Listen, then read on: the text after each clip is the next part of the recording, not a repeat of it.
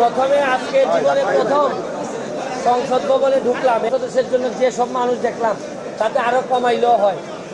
এখানে তো এত সময় কাটানোর কিছু নাই, আইন বানাইতে হবে আর এলাকায় গিয়ে কাজ করতে হবে। আর স্বতন্ত্র প্রার্থী হিসাবে একটা আইডি কার্ড পাইছি, 2 লক্ষ ভোট দেওয়ার মাধ্যমে একটা আইডি কার্ড পাইছি। এই আইডি কার্ড আর যে শপথ আজকে নিচ্ছি আমরা, এর চেয়ে বড় শপথ তো আমরা জন্মগতভাবেই বলা হয়েছে যে ব্যক্তির স্বার্থ যেন আমরা কখনোই না দেখি, দেশের স্বার্থটা যেন সবসময় দেখি। এটা আমি আমার মায়ের কাছ থেকেই শিখছি যে দেশের জন্য কাজ করতে হবে। আমরা স্বতন্ত্র যারা হয়েছি সবার সাথে দেখা হয়েছে, অনেকের সাথে পরিচয় হয়েছে।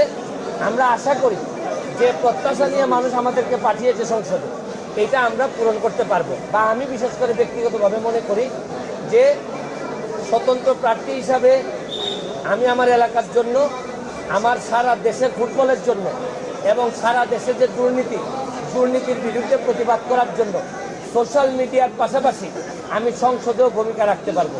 আমি আপনাদের সকলের সাহায্য প্রার্থী, দোয়া প্রার্থী, সবাই মিলেই আমাকে সংসদে পাঠিয়ে ভাইবেন না যে সব দায়িত্ব আমার। আপনারা যারা ইন্টারভিউ নিচ্ছেন তাদেরও অনেক বেশি দায়িত্ব। আমাদেরকে বারবার চ্যালেঞ্জের মুখোমুখি করানো, আমাদেরকে জবাবদিহির আওতায় আনা। আপনারা আবার মাঝে মধ্যে চুপচাপ হয়ে যান, এই চুপচাপ হওয়া যাবে না। আমি মিডিয়াকে বলছি, আপনারা আবার ক্ষেত্র বিশেষে যে খুব সরব, কিছু কিছু ক্ষেত্রে আপনারা আবার নীরব, এগুলা করবেন না। আশা করি আপনারা আমাদেরকে চ্যালেঞ্জের মধ্যে রাখবেন, আমরাও আপনাদেরকে এইরকম মানে ওই জায়গায় দেখতে চাই যে আপনারা নিরপেক্ষতা রেখে আপনারা কাজ করবেন।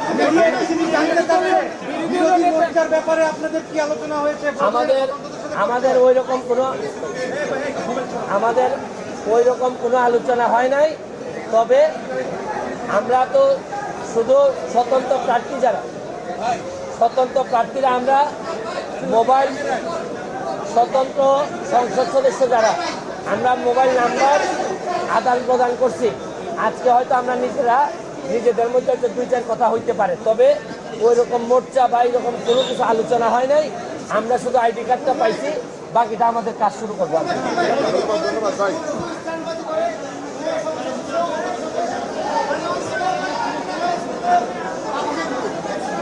শুনেন, আমি 1 লক্ষ ভোটের ব্যবধানে জিতে আসছি। সুতরাং আমার নিজের এলাকার মানুষ তো আমার ওন করছে, সারা বাংলাদেশের মানুষ আশা করি আমার নিজের এলাকার মানুষ যেহেতু ওন করছে, আমার কর্মই আমাকে সামনের দিকে নিয়ে যাবে। আর এইখান পর্যন্ত আমি আসছি তো আমার কর্ম দিয়েই।